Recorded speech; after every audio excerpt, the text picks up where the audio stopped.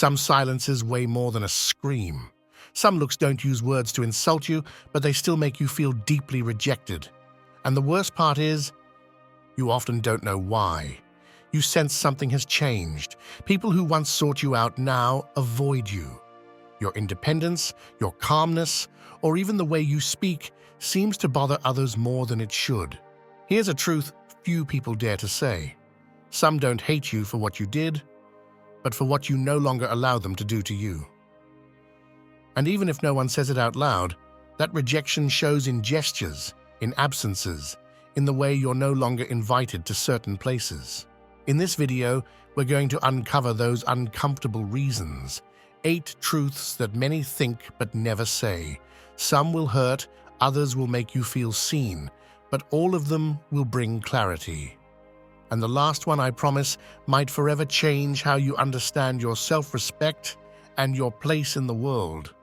I'm Gabriel, and if you've ever felt like your growth has made others uncomfortable, stay with me. This message is for you. Have you ever felt that just saying no instantly turns you into the selfish one, the one who's changed, the one who thinks too much of herself now? It's a strange feeling. You start taking care of yourself, setting boundaries you never dared to before, and instead of gaining respect, you're met with discomfort, distance, even disdain. And the worst part is, it doesn't always come from strangers. Often, the person most bothered by your new way of being is someone who once shared your table, your tears, your years. That's where the first point of this video begins, because you're no longer easy to manipulate. You don't need to raise your voice or end relationships with a bang. It's enough to start saying things like, "This doesn't feel right," "I can't carry this anymore," or even just stop being constantly available for others to pile their lives onto your shoulders. And then you see it. That reaction that hurts more than words, the subtle annoyance, the quiet contempt, the sarcasm disguised as a joke. They make you feel like you're the problem when all you did was wake up. I picture a door that stayed open for years. Everyone came in, everyone went out. They left behind their complaints, their demands, their guilt, and you, the obedient host, took it all in without protest. Until one day, you closed the door, not out of anger, but awareness. And from inside, quietly, you started taking care of yourself. What you didn't expect was that some, instead of knocking respectfully, would pound with accusations, as if your space belonged to them. Stoic philosophy teaches that the only thing truly ours is our will. Everything else, the opinions of others, their expectations, even their conditional affection, doesn't belong to us. Epictetus said that those who depend on others' applause have given up their freedom. And that's exactly what hurts when you stop being manipulable. Not the loss of love, but the realization that love had strings attached. I know women who raised children alone, worked themselves to the bone, held broken families together with their own hands. And now, when they finally allow themselves to rest, when they dare to say, "I'm not doing this anymore," guilt eats away at them. Because for years, their worth was tied to what they gave, not who they were. And when that giving stops, others don't know what to do with them. So they call them cold, distant, difficult. They can't stand that the woman who once said yes to everything now looks them in the eye and says, "I can't anymore." But let me be clear. Your soul owes nothing to anyone. What you gave with love. What you stayed silent about, you did for peace. But there comes a time when continuing to give isn't noble, it's self-denial. And the people who benefited from your silence won't celebrate your awakening. That's why, when you start taking care of yourself, be ready. Some will walk away. Not because you did something wrong, but because you stopped allowing what was wrong. That's where real freedom begins. Not in shouting, not in confrontation, but in the quiet strength of saying, "This is my limit." Maybe they won't say it to your face, but many will resent you for becoming unmanipulable. because your change reflects what they don't dare to do. But you're not alone. You're on the right path, and even if it hurts, it's the only one that leads back to yourself. When you stop being manipulable, something inevitably breaks. Not within you, but in the image others had built of you. And in that moment, a new way of being in the world begins to emerge, clearer, stronger. But with that clarity comes another weight you need to acknowledge, because if you don't, it traps you from the inside, misplaced guilt.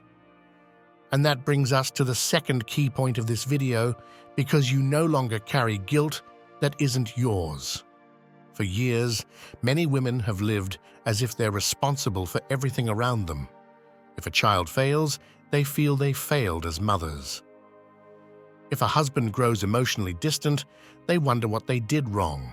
If the family falls apart, they assume it's because they weren't sweeter, more present, more available. And little by little, they accumulate a weight that has no name but is felt in the body, in insomnia, in unexplainable sadness. It's a silent guilt that doesn't scream, but slowly eats away from within. From a Stoic point of view, that guilt is nothing more than a distortion of judgment. Marcus Aurelius put it plainly: what doesn't depend on you shouldn't rule your inner world. But the problem is, we've been taught to believe everything depends on us. Society praised our selflessness but never taught us how to let go. We were applauded for holding it all together but blamed when it all fell apart. And now, at this stage of life, many still carry emotional burdens that no longer belong to them, as if they had no right to look ahead without apologizing for simply breathing. The root of this problem lies in an idea planted in us since childhood, that your worth lies in what you give, in what you endure, in what you sacrifice. And when you try to step out of that mold, the world doesn't know what to do with you. Your grown children feel uncomfortable because you're no longer there to solve their lives. Your partner, if he's still around, looks at you with confusion because you've stopped being the silent shadow behind him. Even your friends might distance themselves if you start speaking truths they're not ready to hear. But none of that is your fault. What you're doing is waking up. A woman who no longer blames herself for everything is a woman who's beginning to heal, and that healing might make others uneasy. Because a mother who no longer feels guilty is no longer manipulable. A wife who no longer feels guilty stops tolerating coldness disguised as routine.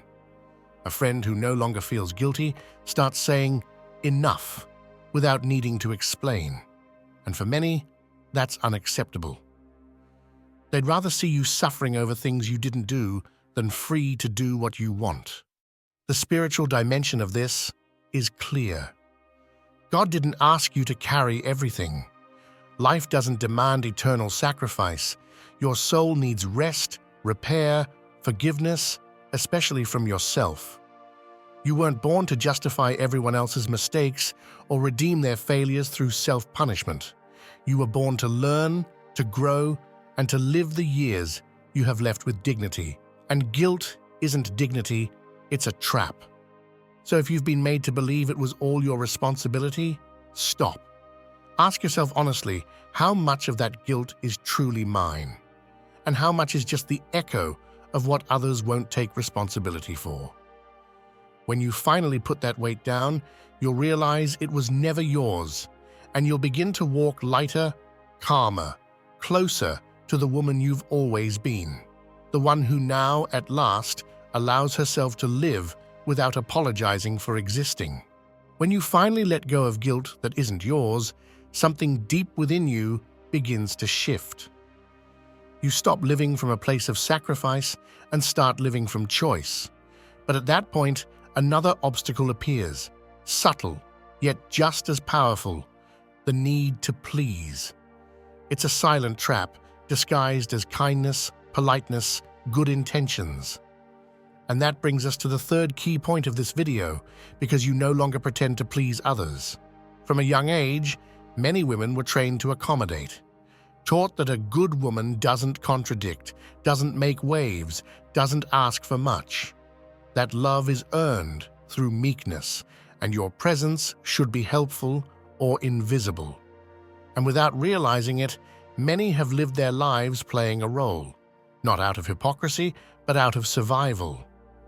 But there comes a time, and it often happens at this stage of life, when pretending becomes exhausting. You smile when you don't want to.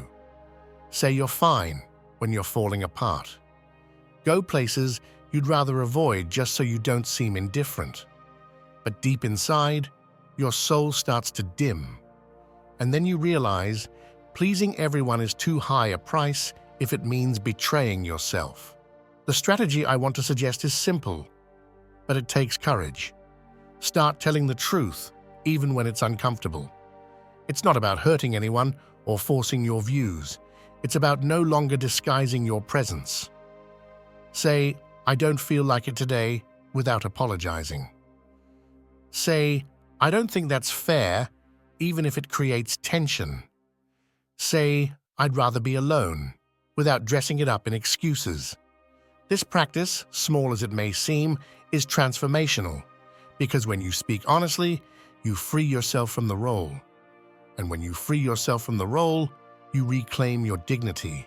From the Stoic perspective, living in alignment is the highest act of freedom. Seneca put it plainly, "No wind is favorable to the one who doesn't know where they're going." And if your life is ruled by the need to please, you're letting others steer your course. But when you stop pretending, everything begins to align. Yes, you may lose some relationships, but you'll gain something far more precious, the respect of those who truly see you. Picture yourself as a tree, one that spent years bending its branches not to disturb those who pass by. But in doing so, it's stopped growing where it's meant to. There comes a point when, if the tree wants to live, it must straighten up, even if that means some people no longer seek its shade. That's your truth, not a threat, but your way of aligning with who you are. If you're feeling like this message is speaking directly to you, I invite you to subscribe to the channel and click the like button. That's your way of saying, "This is happening to me too, and I'm ready to do something about it."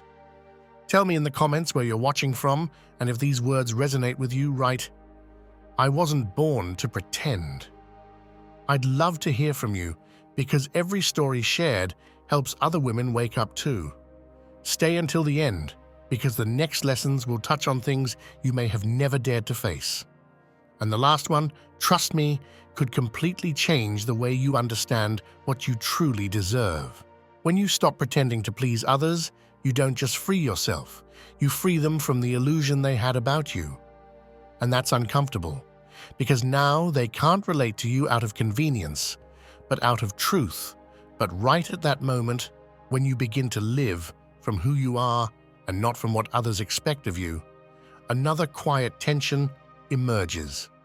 One you need to face with clarity, because often, without realizing it, you're still maintaining ties that no longer have roots.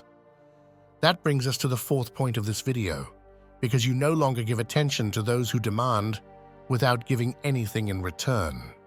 This pattern sneaks in almost invisibly. It starts with a message left unanswered, with a favor they always ask but never return, with conversations where you barely speak because everything revolves around them. You call it friendship, you call it family, you call it affection. But deep down, you know it's a one-sided bond. They show up when they need something. You're always there. They get offended if you're not available. You feel guilty if you don't reply right away. And just like that, you become a source that gives but never receives, a shelter with no one to care for it, a presence that goes unappreciated but is constantly expected.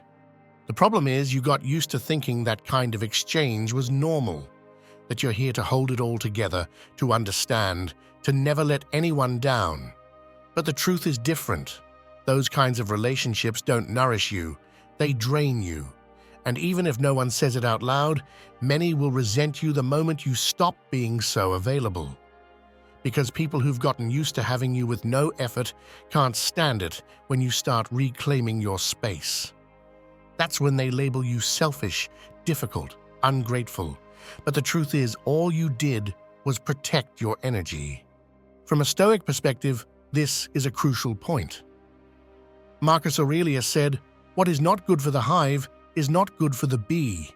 If a relationship is harming you, if it takes more than it gives, it doesn't just affect your emotional state.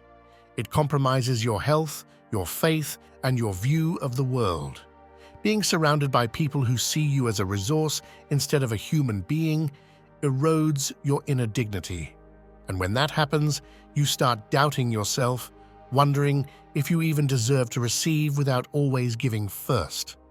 That doubt is the root of the exhaustion. Let's be clear, being alone isn't the worst-case scenario. What truly hurts is being surrounded by people who don't value you.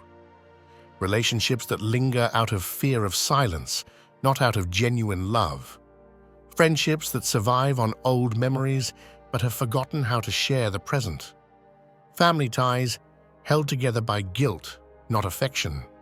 When you take a step back and look at it all honestly, it hurts, but it also heals. And if you're wondering why this change stirs up so much resistance, the answer is simple: because your new attitude demands reciprocity, and not everyone is willing to give it. Some only know how to stay if you do all the work, but when you stop, they vanish. And as painful as that is, it's necessary for your freedom, because anyone who's only around when you're bending over backward was never really there at all. That's why today I want you to see things clearly. Not to walk away from everyone, but to start choosing more wisely. Your attention is valuable. Not everyone deserves it. And if they resent you for protecting it, for managing it with dignity, that says nothing bad about you. It says everything about them, because a woman who no longer gives without receiving, who no longer pours herself out without being seen, starts reclaiming a power she never should have given away. And that power, more than anything else, is what many simply cannot stand. Some people can't stand your silence, not because they care about your well-being, but because they've lost access to your energy. That energy you gave freely for years, even when you were exhausted. And when you decide to step back, when you're no longer there to fix things or listen to the same excuses over and over, you uncover an uncomfortable truth. Many people don't miss you, they miss what they got from you. That brings us to the fifth point of this video, because your peace feels like a threat to them. There's something deeply unsettling to others about a woman who no longer lives in urgency, who no longer chases approval, who has found, in stillness, a place where she doesn't need to prove anything. That kind of woman becomes useless to those who fed off her anxiety, because true peace doesn't beg, doesn't shout, and definitely isn't for sale. And that makes people uncomfortable. It unsettles the children who are used to seeing her worried, always on edge, always fixing things. It unsettles the partner who needed her to stay emotionally unstable and dependent. It unsettles the friends who felt superior because she was always the one falling short, always owing something. When that peace takes root and becomes visible, many don't know how to approach her, and instead of admiring her, they look down on her. The mistake many women make is scrambling their lives again just to make others feel at ease. They give up their tranquility to regain attention that was never real love. They bring chaos back into their world because they're afraid peace might leave them alone. But the truth is, living in peace isn't selfish. It's a sign of maturity. The frustration you feel when you trade your peace just to please someone else is a clear warning that something's off. Because every time you break your inner silence to make others comfortable, you move further away from yourself. And that disconnection hurts more than any loneliness ever could. Breaking that pattern takes a deep shift in how you see your place in the world. You're no longer the woman who needs saving or the one who earns affection through sacrifice. You're someone who has survived a lot, and finally deserves to live in her own space, calmly. That mindset is the first step in reclaiming your self-respect. But I won't lie to you. It's not easy. There will be days when guilt creeps in, when old voices whisper that you've become cold, distant, unfeeling. But if you can push through that noise, what's waiting on the other side is real freedom. Peace isn't the absence of external conflict, it's the absence of internal conflict. And when you reach that place, everything starts to fall into place. Not because the world changes, but because you're no longer willing to lose yourself for anyone. And that, more than anything else, is what people can't stand. Because your peace reminds them of what they haven't yet found. It shows them that it's possible to live without chaos. And for those who don't know how to sit with their own silence, that's unbearable. So let me say this clearly. Don't trade your peace for the promise of conditional affection. Don't waste it on arguments that lead nowhere. Don't give it to someone who only knows how to love through confusion. Your serenity is your sanctuary. And if someone wants to be close to you, let them come in barefoot. If they can't, let them stay outside. Because you finally realized your peace is not for sale. And that, whether they admit it or not, is exactly what many will never forgive you for. When you reclaim your peace and choose not to give it away again, something lights up inside you. But it also reveals what's still unresolved. Because it's not enough to feel calm on the inside if, on the outside, you're still surrounded by empty connections, draining routines, and a life that no longer reflects who you really are. That's when a question arises, one many avoid for fear of the answer. What kinds of relationships am I still holding on to just out of habit? That brings us to the sixth point of this video, and it needs to be said clearly, because you no longer accept empty relationships. Picture yourself sitting at a table. 5 people sit with you, some family, others so-called friends, maybe an old flame or a long-standing obligation. You look at each face and ask yourself, how many of these people truly see me? How many know what I feel, what I think, what I hide? How many would still be here if I had nothing left to give, if all I could do was receive? That image stings because it forces you to face something we often try to ignore. Some relationships only survive because you're too afraid to end them. Staying in those ties out of fear, nostalgia, or habit is one of the quietest forms of self-abandonment. You wake up each day with the feeling that something's missing, but you can't quite name it. You smile at gatherings that mean nothing to you. You sit through conversations where there's no space for your voice. You return to relationships where love is long gone. Only history remains. And slowly, without anyone noticing, you begin to wither on the inside.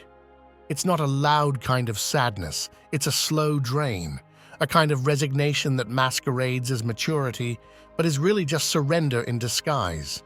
Seneca said life feels longer when it's lived with clarity, but it can also feel unbearably heavy when it's lived without purpose, trapped in a web of relationships that no longer mean anything. Because every time you force yourself to maintain a connection that doesn't nourish you, you're telling your soul it doesn't deserve better. And that message, repeated day after day, erodes your ability to hope, to imagine something new, to believe in a different kind of life. Picture this, an older woman full of wisdom, scars, and stories, sitting by a phone that no longer rings out of love, but out of convenience. She gets messages only when someone needs something. She offers companionship no one appreciates. She gives advice no one listens to. That woman could be you if you don't make a change. If you don't decide today that you deserve something more. Because continuing to show up for people who don't value you isn't strength. It's self-neglect. And yes, walking away from those connections hurts. It's scary. But staying in them out of fear of being alone is worse. It's a slow way of disappearing, because when you refuse to let go, you also refuse to make space for something new, something real, something that could truly walk beside you. That's why this point is so crucial. Don't keep sitting at tables where there's no bread, where all they serve is guilt, expectation, or indifference. Get up, even if everything shakes, because your dignity can't depend on keeping up appearances. And if they resent you for cutting ties with what has no roots, then they never loved you for who you are, only for what you put up with. And that, believe me, is not a reason to stay. By now, you've probably realized that living to please others, holding on to draining relationships, is a slow way to disappear. But there's something even deeper you need to face without looking away. Because even when you start letting go, waking up, setting boundaries, there's still a part of you that remains trapped, not by others, but by your own story. That's why we've reached the 7th point of this video, because you said enough without asking for permission. This isn't about a fleeting anger or an impulsive decision. It's about that moment when, after years of staying quiet, you stood up and said, "No more." Maybe you said it softly. Maybe you screamed it inside. Maybe you simply walked away without explaining anything. But you did it. And while it might have looked like a small gesture on the outside, on the inside, it was a revolution. Because for a woman who's carried guilt, who's apologized for everything, who's waited for others to validate her, saying enough without permission is a rebirth. It's the beginning of another life.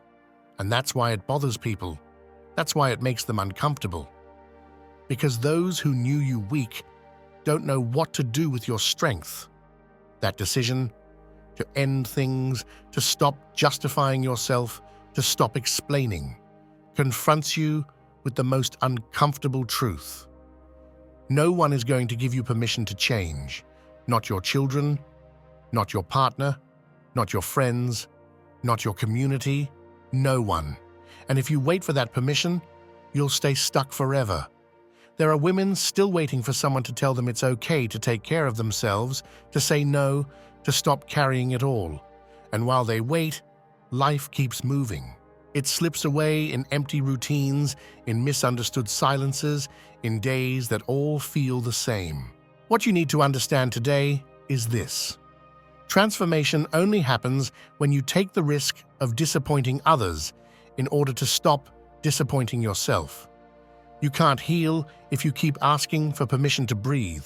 You can't be free if you keep justifying every step. And you can't bloom if every move you make is shaped by the fear that someone will stop loving you. Because love that vanishes the moment you choose yourself was never love. It was control. Seneca said, "Life is like a play. It's not the length that matters, but how you perform it." And you still have time to change your final act. But you can't do it if you keep acting from fear. From now on, understand this. Many people won't handle your transformation because your strength reminds them of what they lack, because your clarity exposes their manipulation, because your decision leaves them with no more excuses. But that's not your problem. Your only responsibility is to yourself, to your soul, to your time. There's no more room for excuses. If something hurts, don't accept it. If something drains you, stop carrying it. If something no longer feels like you, stop pretending it does. This stage of your life isn't for begging permission. It's for claiming your space, your voice, your body, your story, and saying, "This is my line," and doing it with the calm of someone who no longer needs to explain herself. Because you don't need to be understood to be free, you only need to be loyal to yourself.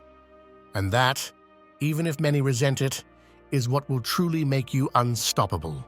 When you decide to stop asking for permission, something inside you changes forever.